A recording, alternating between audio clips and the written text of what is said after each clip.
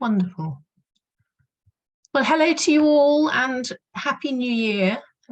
Welcome to the third Wild Pavements workshop. This one's on the theme of Kerb Appeal, which is a sort of tongue-in-cheek reference to something that I understand that estate agents use. It's a term that means that your house looks nice from the pavement. But it's quite a nice way of introducing the idea of looking at nature on pavements. So I've borrowed it. So there are some familiar faces and some new faces today. So just as an introduction, I'm Amanda Tuke. I'm a nature writer. I'm an urban botanist and bird watcher based in South London. And the housekeeping for tonight is the same that we always have. If you could please stay muted during the writing exercises, that just means that you won't distract other people. And you do see the most amazing amount of concentration during the exercises. If you do have any questions or it's not clear, please pop them in the chat. I'll keep an eye on that and try and answer them as we go along. I have enabled the transcript, so if you'd find that useful, you should be able to enable it through your menu. And just to share with you what we're going to be doing today. So the plan for today, we're going to do 3 writing exercises. The final one will be the beginning of creating a 50-word piece or 50-word or less piece of thumbnail nature writing, which just means an ultra short piece of nature writing. I'm going to share with you some readings of nature writing linked to today's workshop theme. I'm going to point out an aspect of creative writing for you to think about as you rework and edit and polish your writing. And then finally, at the very end, I'll switch off the video, and it would be great, you know, if you wanted to share what you've written today for any of the exercises, or even just share how the experience has been for you, that would be fantastic. So that is the plan. So with no delay, let's crack on with the first writing exercise. So I'm very much in the mood reveling in words at the beginning of this year. So one of the things that I would like you to think about for this exercise is this. There are obviously, when you first write something down, for any writing in your first draft, you'll often use the most commonplace expressions. So what I want you to think about is how you could go back, look at that commonplace expression and maybe rewrite it in a different way. So I suppose give your words an upgrade. And just as an example, so I've just showed how this might progress. So a line of widgeon in the sky. Widgeon, if you don't know, are ducks, and they do fly often together in groups. And you could change that. You could kind of give it an upgrade to become a scribble of widgeon in the sky, for example. And sometimes in the distance, they do sort of look like a scribble. Or even more dramatic, the blue yonder annotated with widgeon. So I guess what I'm showing you is starting off with the thing that might first pop into your mind, go back and have a look at it, and then think about how you could play around with that and revel in the words. So the exercise, the warm-up exercise, I've given you a list of possible things to upgrade. Pick whichever ones appeal to you and just have a go working on one of those and see if you can come up with a different way of saying it, which keeps the more or less the same meaning, but where you've clearly reveled in the words you're using. So I'm not expecting that you'll do all of them. I'm expecting you to choose the ones that appeal to you and enjoy those. And if you'd like to just focus on one and do lots of different ways of doing that one, that's fine, or pick a few of them and have a go. But either way, you have 5 minutes to work on that. And I'll give you a 1-minute warning when we get near the end of that 5 minutes. I'm going to mute. So as I said, if there's any questions, pop them in the chat and I'll have a look.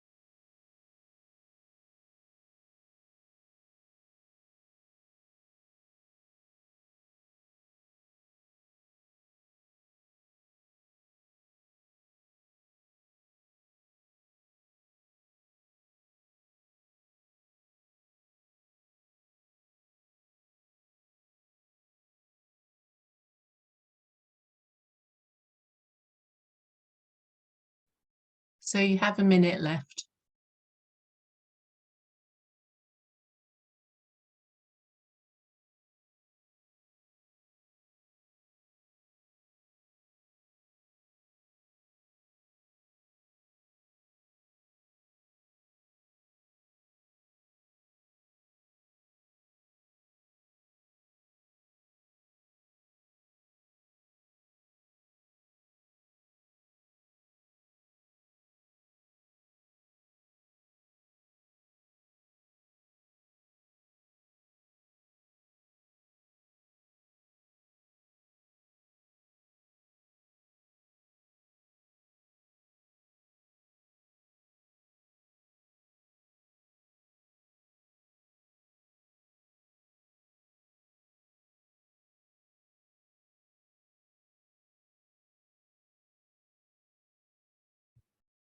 So hopefully that's warmed up your writing muscles.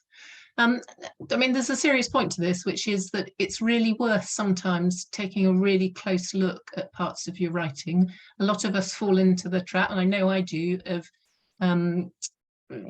using words repeatedly and not noticing that I'm doing that. So it's another way of having a really close read of something you've written, even if you just focus on a paragraph or a couple of sentences in your edit, to just try and work out how you could say things differently and not just fall back into your usual habits. So just to give you a little break from writing for a moment, I just wanted to share with you some readings. So the idea behind this is that one of the things I can do in the session is share with you some examples of nature writing which relate loosely sometimes to the theme, but give you an idea of the range of different sorts of things that nature writing can do. And when I pick these, I deliberately do that. I try and pick some kind of more poetic writing, sometimes actual poetry, sometimes more kind of factual sort of narrative type writing, but it's to give you a sense of all the different things out there. And I'll also share with you writing that I absolutely love and encourage you to read it, and that's why I've chosen this very first piece. So this is from a book by a writer called Esther Wolfson. It's called Field Notes from a Hidden City. So it's a book here, and it's an account of a year in Aberdeen, which is where she lives, and her experience of urban nature in Aberdeen. And it's a wonderful book. I love it, and I think you'd probably enjoy it too, so if you get a chance to read it.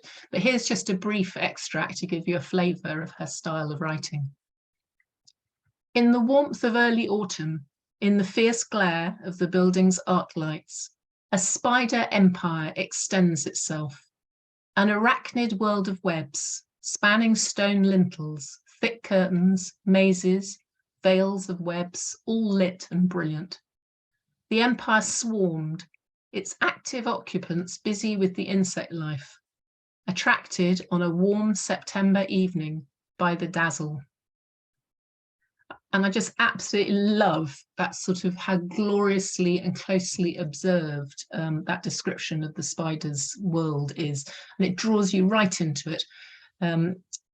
It's an interesting idea, the idea of that urban nature doesn't have to just be on pavements. It could be on, it could be on a pavement, but you're looking at buildings, and what you might see living on those buildings is just as interesting too. And as I said, it's a lovely book, definitely worth a read if you get a chance. So this second piece by Elizabeth Utter. Elizabeth was one of the workshop participants from a previous workshop, and this was the piece of writing that she submitted for the anthology.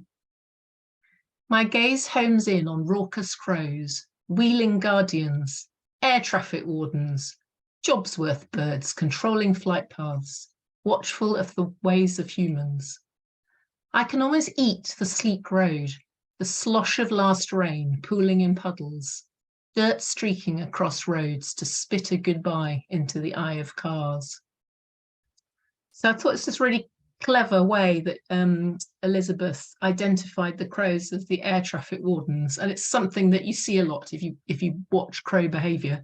They're definitely in charge out there and will see off any birds of prey that go through their territory, or in fact anything that's in their territory at all. I, I also really, I picked this one as well because it has that very unexpected change from the start to the finish. So there's the start about crows, and then we move on to this idea of a sort of delicious, almost like a delicious visual image of the road, which is quite unexpected, not how you'd normally think of as a road. And there is something about the way sometimes with images and sometimes with sound, they can almost have a taste. And I think that's what Elizabeth is getting at here. I certainly get it more with sound than I do with visual images. And I love the expression spit a goodbye. I think that's beautifully done. So the third one. So Nicola Chester is both an author and a Guardian country diarist, but she I follow her on Twitter. She writes fantastic short tweets, and in many ways she was one of my inspirations behind the idea of developing thumbnail nature, which I use for these workshops. So I always keep an eye on what she's writing about. So this was her experience of being in a town. 6 p.m. at the very beginning of January, dropping towards freezing in town, and somewhere across the river and canal in Victoria Park, a blackbird is singing full and mellifluously above the traffic, as if it were a warm spring evening. A pause, a bow, a moment of thanks and wonder. So she's a great writer of nature moments. She has that sort of ability to do it. And I had this horrible suspicion she just writes them and doesn't edit them because it just seems to come so naturally to her. But what's clever in this piece, most of it is very simple language, very easy to understand. And then so the one word that really stands out is mellifluously, which, if you're not familiar with that, it comes from the idea of something being kind of honeyed, sweet. So I think probably Latin, the first bit, the melli, for honey. But it stands out because it's unusual. It's a different sort of word in the whole thing. So I talked earlier about upgrading your words and polishing them and picking really interesting words. Sometimes just one well-chosen word can create a wonderful accent within a piece. If you imagine this piece with lots more kind of sort of dramatic words across the whole piece, you'd lose the effect of the mellifluously, which after all is what this is all about. It's all about that blackbird song. So what it does is really bring that to the center of the writing. So let's move on to Bob Gilbert in Ghost Trees. So Ghost Trees is a book that Bob wrote about moving to live in Poplar in East London. And the ghost trees are the poplar trees that there used to be lots of in Poplar. And he spends a lot of time in the borough where he lives, looking at trying to find evidence of those trees. But he also experiences nature, urban nature, and writes about a wide range of that too. So here's a short extract. Here in the heart of the city, where we have tried so hard to ignore the earth's natural rhythms, I was to become more aware again of the influence of daily and seasonal cycles. In spring, the horse chestnuts open their leaves far in advance of the other trees, whilst the ash holds back to the very last.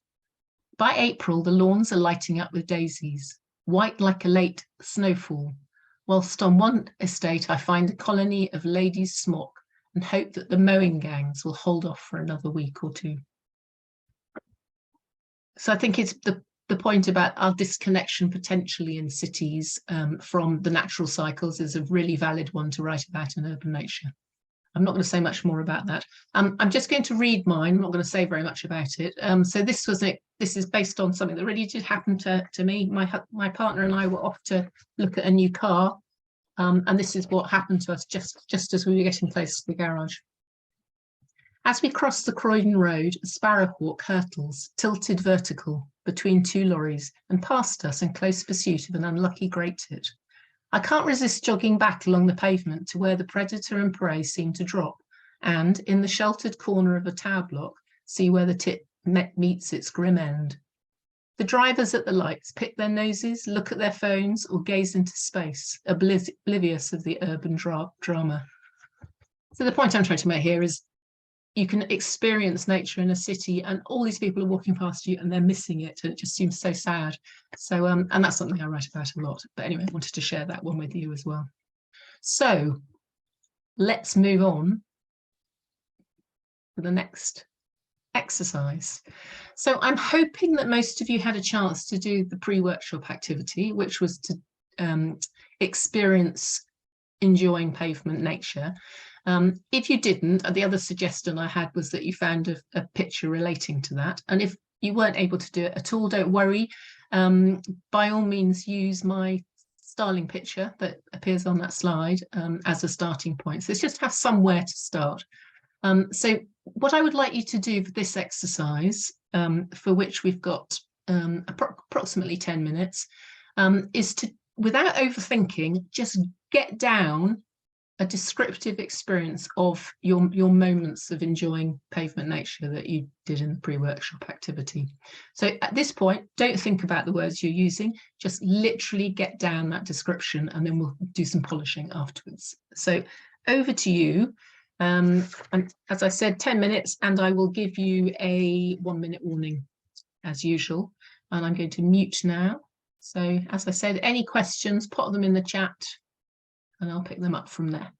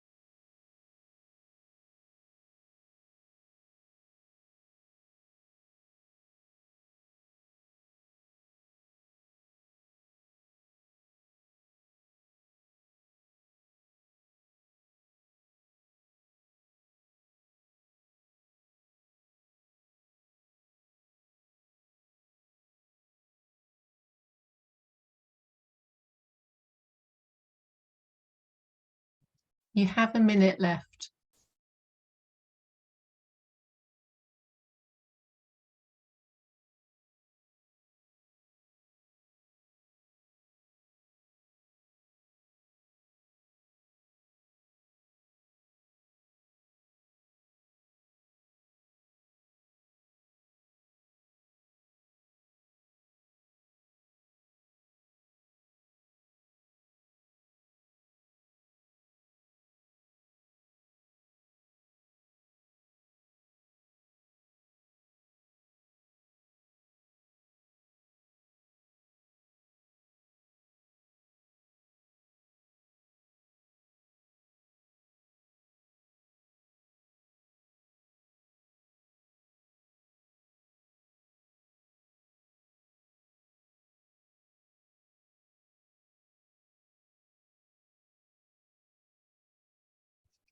Okay, going to pull you out of exercise 2.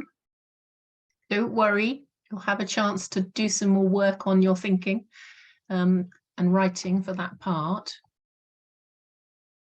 But before you do that, I wanted to share an idea with you. So all in the edit, this is a feature of each of these workshops. And what I've tried to do in this section is to pick out a particular aspect of editing, and certainly one that when I'm working on feature articles, something that I think about a lot. So there'll be, over the course of this, will have been 5 different approaches to editing. And this particular one is about how to give your draft some sparkle. And let's face it, January definitely needs some sparkle. And it also seems very appropriate to have picked the picture of the starling, which, let's face it, when you see a starling close up like that, absolutely gorgeous, burnished colouring, just look like they've been polished. So when you read through your first draft, one of the things that I want you to consider is whether the words you're using are working as hard as they could. In other words, do they sparkle? So your challenge is going to be thinking about that. So just to give you an idea, I'm going to just read through a sort of before and after. Now, obviously, these are a little bit artificial because I don't literally write a before and then do one thing and create an after, but it's to help illustrate the point that I'm making. So the before thumbnail, let's imagine this is how it reads. The flowers are so tiny, can't see them without a lens, I say to the group, looking at the wood dock. Its multiple flowers with yellow stamens move in the breeze. Garden visitors squeeze past us as I turn a red-veined leaf, and a white spider shrinks away from the light. So that's a thumbnail, perfectly fine, but could it be better? So what I then did was have a go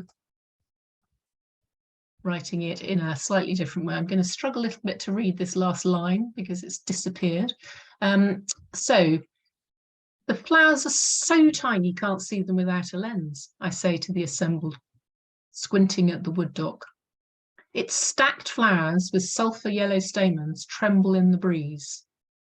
Garden visitors chicane round us as I flip a red-veined leaf to find a moon-bodied spider shrinking into the shadows. So I haven't changed everything. I've changed some select things, which I think for me, I picked out as the most important aspects of what I'd observed. It is based on an actual experience in the same way that I've asked you to base your writing on an actual experience. And I've tried to be a little bit more specific. So things like when you use colour, yellow could mean a whole myriad of different colours. So try and be specific. If you're talking about colour, give a sense of the kind of red or yellow or blue or green that you're talking about. Try and make sure that your the verbs you are using can capture something so that you don't always have to resort to adjectives and adverbs. So, for example, I changed move in the breeze to tremble in the breeze. It just gives you a little bit more of, move doesn't tell you very much about what's happening.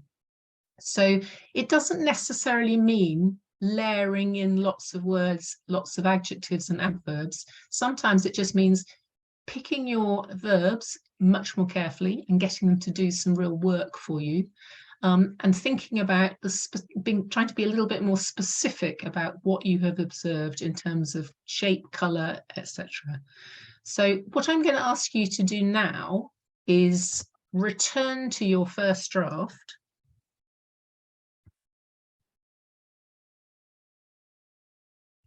and to rework it. So I'm guessing that you probably haven't stuck to 50 words so far, and that's absolutely fine. That's almost better if you start off with more than 50 words. But I'm going to ask you to rework your piece of writing from exercise 2 into a polished piece of thumbnail nature writing. So for those of you who are new to this, the idea of thumbnail nature is it's maximum 50 words. Doesn't have to be 50 words, although sometimes it's quite satisfying when it is. If you want to have a title, the title has to be included in the 50 words, because otherwise you could just have a long title that said lots more. So there's a bit of discipline there. It's on the theme of Kerb Appeal. In other words, something you've enjoyed on pavements or from pavements or near pavements. And that particular focus is choosing each word you use with great care. So that's what I'm going to ask you to do now. This is a slightly longer exercise because I'm hoping many of you will do most of your thumbnail nature in this time. So you've got up to 15 minutes. And once again, I'll give you a minute warning as we get near the end of the exercise. So enjoy, get down to polishing, off you go.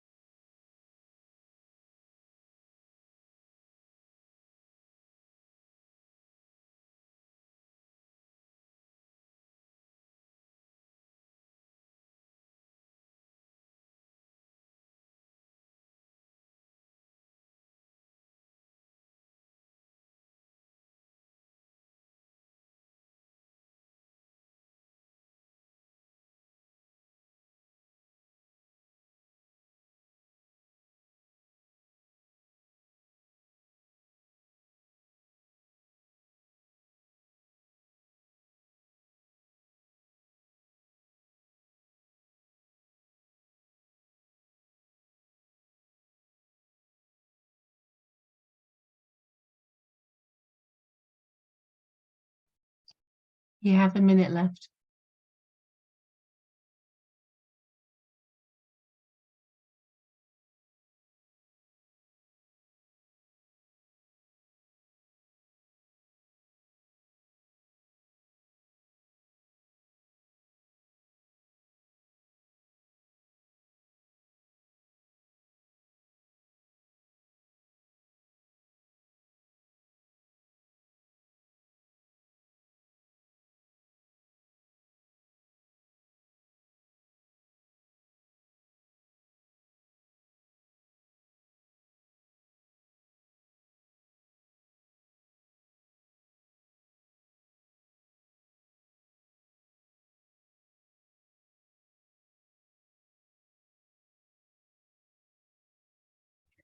Time to stop.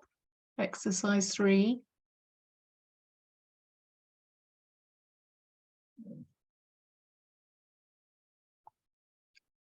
So, your shoulders a bit of a roll, maybe.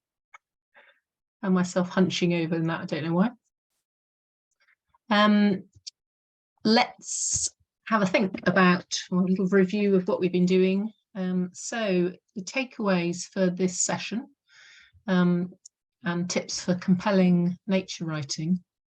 So I'll say this a lot because it's something that people often ask me about. If you are struggling to start writing, and I know many people at this time of year have all these things that they've decided they're going to be doing differently in the new year, and it can all pile up. But if you're really struggling to start writing, I mean, one way around that is, as we do in exercise 2, is to try and not overthink your first draft. Just start writing, write anything. And honestly, in time, you'll get the content down and you'll be in a position to start doing polishing and produce the thing that you really wanted to write in the first place. When you do edit, one of the things to think about carefully is your choice of words, and particularly in short form or ultra short form, as we've been working on today, it couldn't be more important. You've only got 50 words, so you want every single word to pull its weight. So that's a really good thing to focus on when you do edit. And then finally, in terms of the amount of time that you spend doing that writing and the amount of time you spend editing and polishing, I think it needs to be at least a balance of twice as much editing and polishing as actual writing. And I say this every time as well, that if you have any aspirations to have your writing in print, you really want to be in a position where there's no possibility that any typo slips through, that you haven't produced the best possible piece of writing that you could produce. So it's really worth investing in that time. Yes, sometimes you can dash off a piece of writing and it's just great first time. I mean, you've probably heard stories of songwriters being able to dash out. I think there's a story about Paul McCartney writing Blackbird in about half an hour in an afternoon, and there was this amazing song. But let's face it, that's exceptional. And for most of the rest of us, it really is about putting in the perspiration as well as the inspiration. So following this workshop, do please give your 50 words, including the title, if there is one, and I mean within the 50 words, give it a final polish. If you'd like it to be included in an anthology on the theme of Kerb Appeal, which would be posted on my blog, do please email it to me at that address. So that's amanda.duke.writes@gmail.com before midnight on Sunday, this Sunday. If you have any relevant photos, that would be great too, if you're happy for me to share them, and I'll squeeze them into the anthology somewhere. On the other hand, if you are not ready to go public with your writing, please share at least your piece of writing for today with one other person. That's a really good first step when you're trying to build up the confidence to go public. So, but yeah, pick that person very carefully, I would suggest. So, and then finally, I mentioned this at some of the previous workshops, but there is, I have devised a Thumbnail Nature competition in partnership with Birdwatching magazine that I am a columnist for. Its deadline is in 2 weeks' time, 27th of January. And if you're interested, visit my blog, which is freelancenaturewriter.com, and all the details are there, or go to the Birdwatching magazine website. There, it's also there. Really hoping that some of the students from here are going to appear in the shortlist. And basically the idea is to capture a vivid birding moment, or bird watching or bird appreciating moment within 50 words. So I feel that you lot are all at an advantage because you've all done it before. So I'm expecting great showing. It will be lovely to see some pieces there. And it's very exciting. But the first Thumbnail Nature competition. So that's all we're going to do in terms of exercises. What I'm going to do now is switch off the video